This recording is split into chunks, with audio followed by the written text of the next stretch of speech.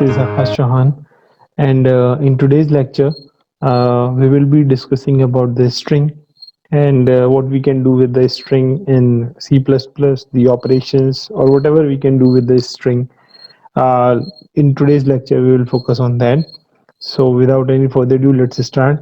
But before starting, let me clear one thing. Uh, if I talk about a string, okay, string is like that. String A B C A B C D. Okay, why it is a string? This should also be a question. Why we are saying it's a string? Okay, why ABC is a string and why we need to use this string keyword over here? Okay, that is also very important to understand. So let's look at what is a string. So a string variable contains. You must focus on this point right now. A string variable contains a collection of characters. Just focus on this part only. So it is saying it is a collection of characters containing. You must focus on this word, collection and characters. Okay, so this is a collection. This is one collection of characters. This is second collection, and it is containing these collections. Okay, string variable containing a collection of characters surrounded by double quote. Double quote is this. Okay, so in that case you can form a string. So to represent, you cannot use character, right? Character only is to specify only a character like this. You use single quotation, single quote for that.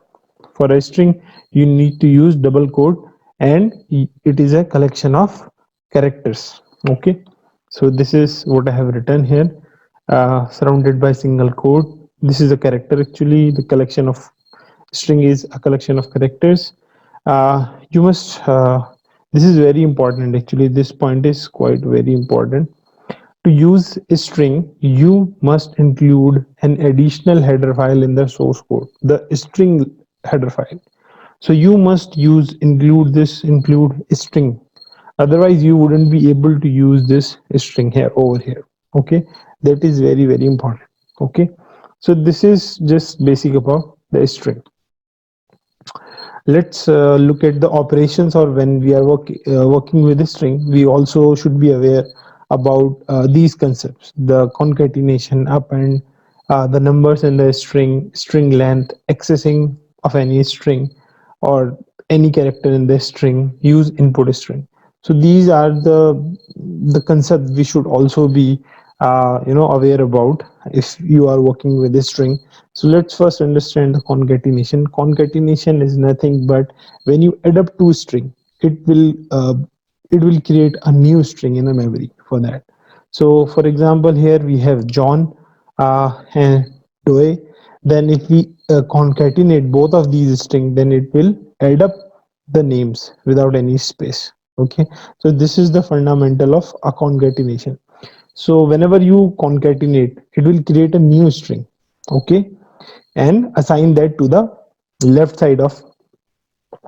In this that case, the first name will become first name plus last name. It will override the first name.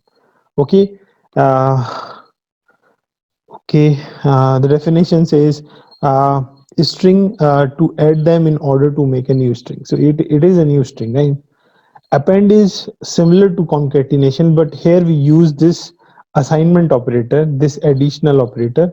But in that case, in append, we simply use this append function. But if you look at the append source code, you will find out that it will also concatenate the strings. Okay, again, John and Doe, this append. Okay, this is actually after this append this bracket and last name, so it will add up first name and then the last name. The answer would also be John Doe. Okay, I have written the same definition over here also. Concatenate a string. Even this append function is based upon the concatenation mechanism as well. Okay.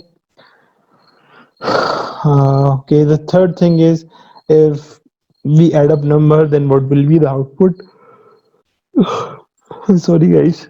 So the third point is number with strings. So if we add up the two integer, then the output would be 30 over here. And if we add up as a string, then the output would be the concatenated output. It would become, it would create a new string. So the output would become 10 20 instead of 30. But in case of if we use x as a string and y as an integer, and if we add up, then we don't have any function to add up for those, right? If both the operands uh, in when you are going to add up, then it will become concatenate function. In case of a string, if it integer, it would be the simple sum of function. Okay, in that case it would throw error, definitely. Okay, so the fourth point is the string length. So there are two functions to know the string length. So for that you must have written a header file, right? A string header file include, you must have included in your program. And s1 dot string, you must focus on this thing, s1 dot length and s1 dot size. We have two functions, but in some compilers it wouldn't work. Okay, in probably in some compiler, in most of the cases I have seen we use only length, but in some compilers I have seen that people use uh, size as well. So you can use either of the functions. Okay, but you must pay attention on this fact that both the functions would return integer value. Okay, because a string would have a integer value in that case. For example, in that case this is five characters, these are also five characters, and one is space, so it would return 11 in case of length or in case of size, in both cases. Okay, uh, uh, both the functions are the same though. Okay, let's focus on this example. Here is a very important thing you must pay attention to. This string, the first character is small. Okay, you must always pay attention to that. So for example, in Java you also use capital S in a string. Okay, but here it is inside the string header file. You just need to use this string keyword, and this S is small over here, and I have written the same thing over here, and it would return 11. Okay, the length and the size, you can use either one of them. Okay, let's focus on accessing the string. So if you have created a string, my string and hello, and if you want to access the, this would be zero index, right? And so on, 0 1 2 3.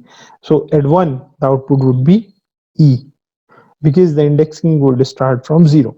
Okay, in that case, again I have taken the same example, my string 0, I am changing 0 by j, I am changing this j by j, so it will return jello. So if I want to see the binary representation of that, so hello would look like this, and it will end with the end character. Okay, so this is the null character. It means the string is completed before this. So this character is to fill that the string has ended. Okay, so I have changed the zero index content over here. Zero index content I have updated by j, so the output would become jello. Okay, this is the way to access a string or the element of the string, or to change the string. So this is the way to access the element string, the strings element, and this is the way to what to say, change the element of the string. Okay, okay, this is probably the last topic regarding the string. User into a string you guys must have used, but let me give you a brief description so you guys wouldn't forget about it. So I am the user, let's say, and I'm giving an input. Let's say I'm I want my PC to understand uh, I'm inserting 5 as an integer to the PC. So I want to understand, I want my program to understand the same. Okay, so there are two ways to do that. The one is cin, as we have used cout. Okay, and the another one is the get line. Get line is also based on the cin. We will look at it, and so the way to use cin, we have also discussed this in our previous lecture, that we use extraction operator over here. Okay, So cin enter string. So I have declared a string over here, and then I'm seeing I will get the data of enter string by the user, and that data I'm printing. Okay, in that case also getLine is the function based upon cin. Okay, and then I'm entering the declared string I have just created over here, and the output would be same in both the cases. But you must pay attention on that. This is more feasible, and this is also giving you the same input. Okay, so there are two ways to give input to the computer, or you may want to give some dynamic values at the runtime to your program, so your program can understand those values and can pass those values to the functions required function and execute accordingly, right?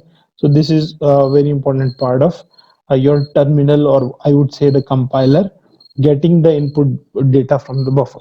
Okay, so guys, this is about the strings. Probably in the next lecture we will discuss about the array or the pointers. So guys, till then, let's wait, and thank you so much for today's lecture.